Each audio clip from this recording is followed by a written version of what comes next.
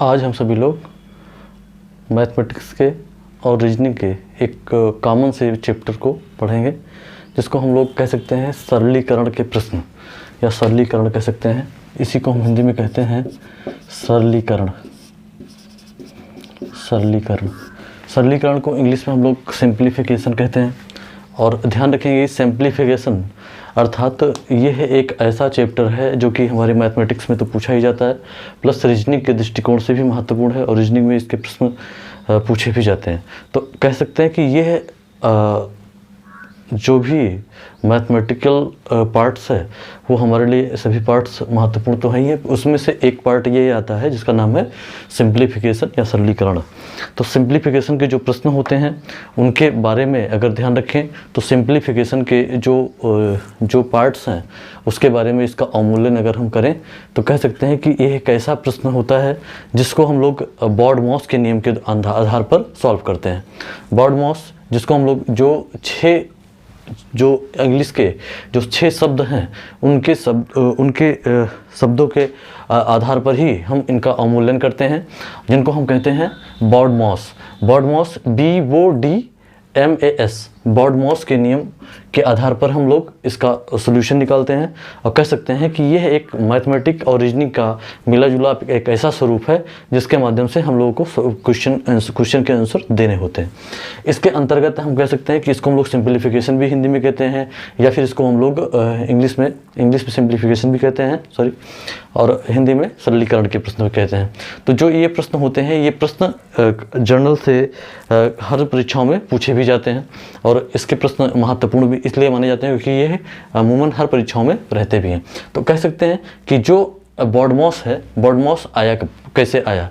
ध्यान रखेंगे कि बॉर्डमॉस का प्रयोग अगर हम लोग करते हैं तो गणितीय सरलीकरण का यह एक प्रकार का नियम माना जाता है जिसको हम लोग बॉर्डमॉस कहते हैं। ये एक प्रकार का रूल होता है, रूल के अंतर्गत ही इसको हम लोग बॉर्डमॉस कहते हैं, एक नियम कहते हैं, उसके अंतर्गत इसको माना जाता है जो हमें यह बताता है कि सरलीकरण, जो हमें बॉर्डमॉस का नियम यह बताता है कि जो हमें सरलीकरण की प्रक्रिया का क्रम किस प्रकार से रखना है या सरलीकरण की प्रक्रिया का जो स्तर है वो किस प्रकार से रखना चाहिए जिससे हमें अपेक्षित उत्तर या अच्छे प्रकार का उत्तर या जो निश्चित उत्तर है वो प्राप्त हो सके।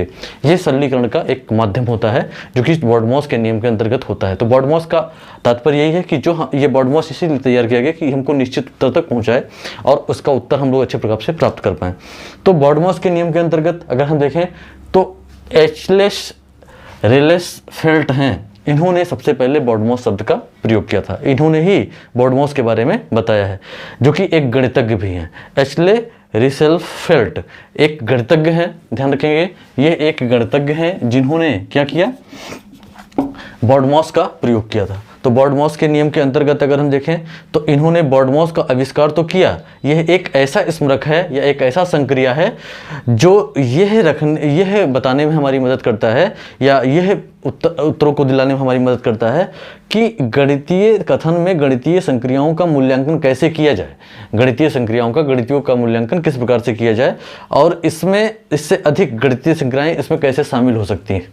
तो इसका तात्पर्य तो यही है बॉर्डमॉस का सूक्ष्म अंतर हमने आपको समझाने का प्रयास किया है। तो बॉर्डमॉस को ध्यान रखेंगे और सबसे बड़ी बात है कि इसका प्रयोग किसने किया था। तो प्रयोग आप जानते होंगे, एचले रिसेल्फेल्ट ने इसका प्रयोग सबसे पहले किया है और बॉर्डमॉस के बारे में इन्होंने ही सबसे पहले बताया था।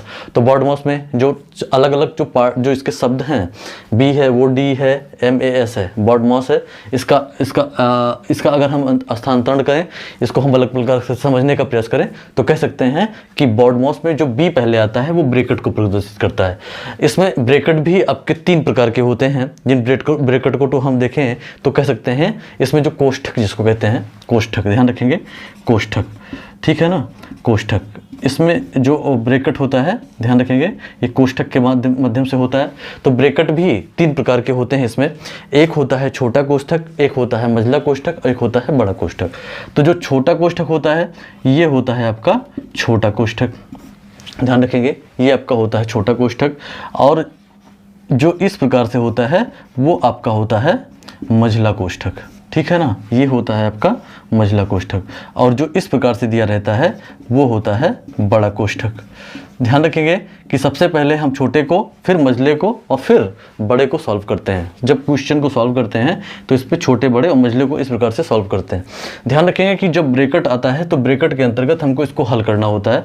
जो ब्रैकेट में आता है उसको हल करना होता है। ब्रैकेट इसीलिए पहले दिया गया है और पहले शब्द पे बी ही दिया गया है। बॉड मॉस में बी पहले आता है, तो बी में ब्रैकेट को सबसे पहले सॉल्व करेंगे और फिर उसको हल करेंगे। सबसे पहले अगर कोई भी क्वेश्चन दिया गया है, जैसे अभी हम एग्जाम्पल यहाँ पे एक क्वेश्चन लिखा गया है, इसमें क्वेश्चन में सबसे बड़ी चीज़ है कि ये ब्रैकेट, जो ब्रैकेट दिए गए हैं, पहले बड़े वाला ब्रैकेट है, फिर इसमें अंदर वाला जो ब्रैकेट है इसको हम कह सकते हैं कि ये बड़ा वाला। देखिए ऊपर जो है एक छोटा वाला क्वेश्चन, ये छोटा वाला है और ये बड़ा वाला है। तो सबसे पहले हम छोटे वाले को सॉल्व करते हैं, फिर बड़े वाले को सॉल्व करते हैं, तो बड़े वाले को फिर सॉल्व करेंगे और फिर बाहर वाले को सॉल्व करेंगे। तो ये चीज़ें हमको ध्यान रखनी है कि ब्रैकेट में हम लोग इसका इस्तेमाल इस प्रकार से करते हैं और हल करते हैं।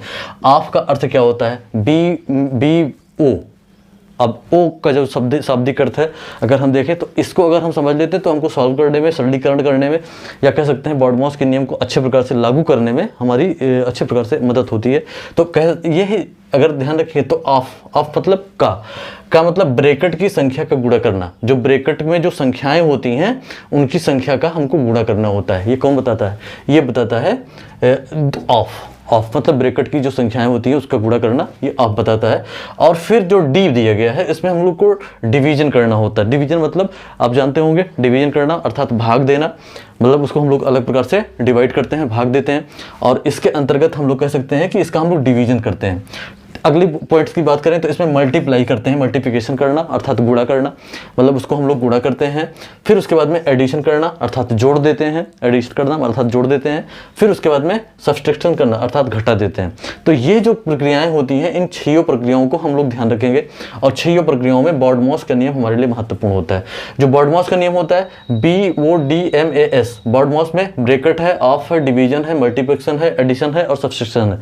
तो इन सभी चीज़ों को हमको ध्यान रखना है। ध्यान रखेंगे इसमें सरल शब्दों में हम आपको ध्यान रखेंगे कि जो चीज़ें इंग्लिश में भी बताया जा रहा है वो हिंदी में भी डिवाइड किया जा रहा है। तो हिंदी में ध्यान रखेंगे, जो हिंदी मीडियम छात्र हैं वो ये इस चीज़ को भी ध्यान रखें, क्योंकि सही चीज़ें हैं कि जब हम लोग बी कहते हैं, ओ कहते हैं, डी कहते हैं, एम ए कहते हैं, ए कहते हैं, एस कहते हैं, तो इसमें जैसे जो 2 ऊपर से आते हैं बी वो का अर्थ हम लोग बहुत कम ही स्पष्ट रूप से समझ पाते हैं, क्योंकि इसमें जो ब्रैकेट होता है, ब्रैकेट में हम ये ध्यान रखते हैं कि मझला कौन सा है, बड़ा कौन सा, ये चीज़ें ध्यान रखनी होती हैं। और आप में जो ब्रैकेट की संख्याएं होती हैं उसमें जो संख्याएं होती है उसका गुणा करना, ये चीज़ें बताई गई हैं। उसमें जो उसका रूपांतरण है, संख्या का गुणा करना ही प्रमुखता प्रदान किया जाता है।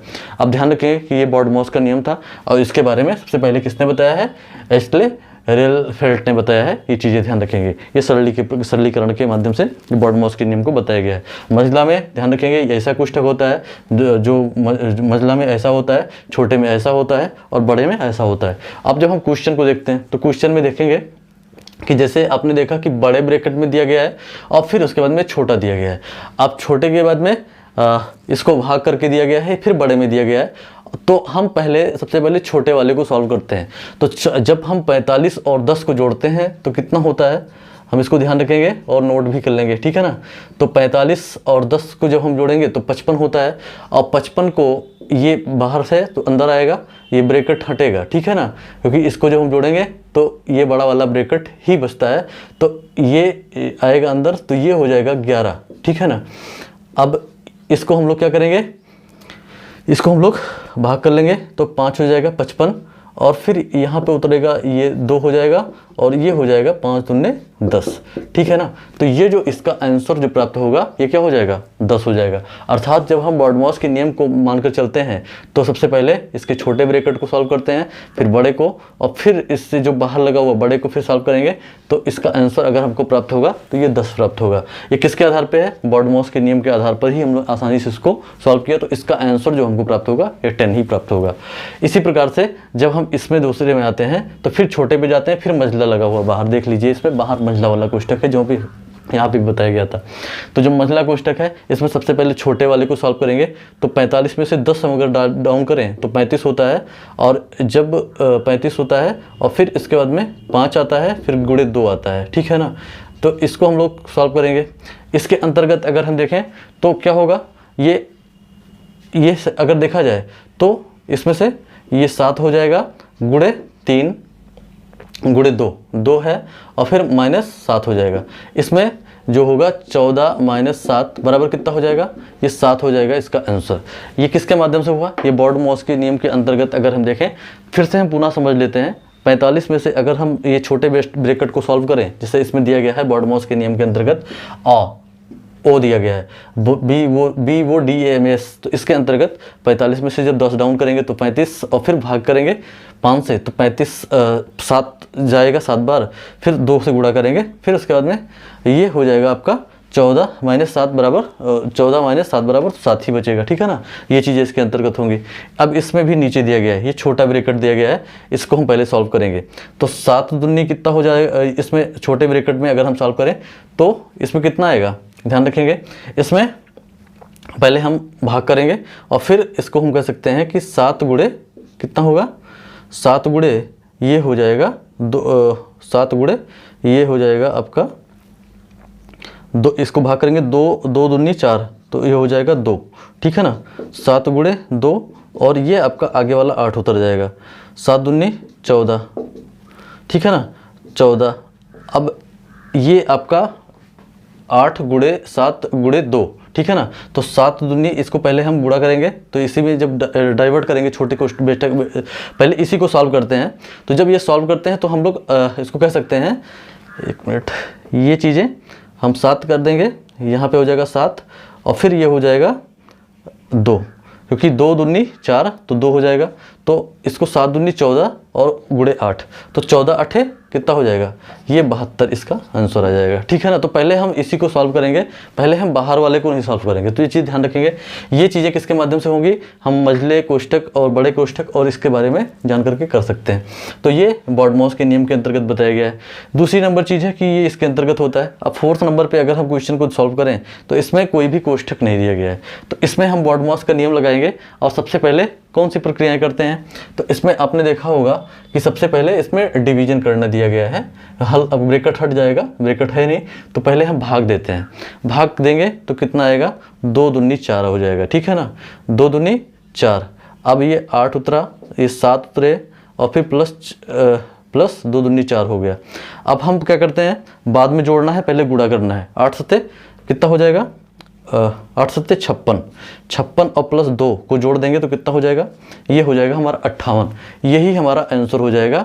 ये किस में बताया गया है, ये बताया गया है इसके अंतर्गत, ये क्वेश्चन दिया गया था, ठीक है ना। तो सबसे पहले हम भाग करते हैं, तो 2 दूनी 4 हो जाएगा, तो 2 उतरेगा यहाँ पे, और फिर ये 7 तो उतर ही पहले से ही दिया गया है, तो इसको हम उतार देंगे नीचे, और फिर 8 सत्ते 56 और प्लस 2 हो जाएगा, तो टोटल हो जाएगा 58। ये इसका आंसर हो जाएगा, ठीक है ना। ऐसे ही एक क्वेश्चन और दिया गया है, तो इसके अंतर्गत हम लोग इसको ध्यान रखेंगे और इसमें कैसी प्रक्रियाएं लागू होंगी ये चीज़ें ध्यान रखेंगे। तो इसके अंतर्गत अगर हम देखें तो सबसे पहले भाग ही देंगे हम लोग।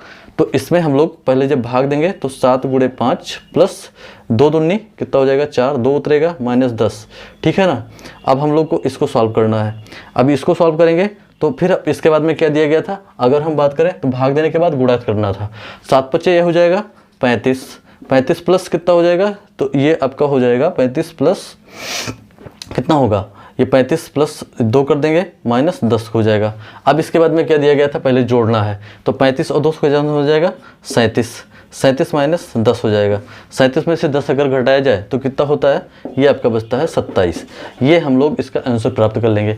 इस प्रकार से हम लोग कह सकते हैं कि बॉर्ड-मॉस के नियम के अंतर्गत ये जितने भी हमने 4-5 प्रश्न थे उसको सॉल्व किया, और कह सकते हैं छोटे कोष्ठक बड़े कोष्ठक, और इसमें इसके माध्यम से हम लोगों ने इसको विशेष रूप से सॉल्व किया।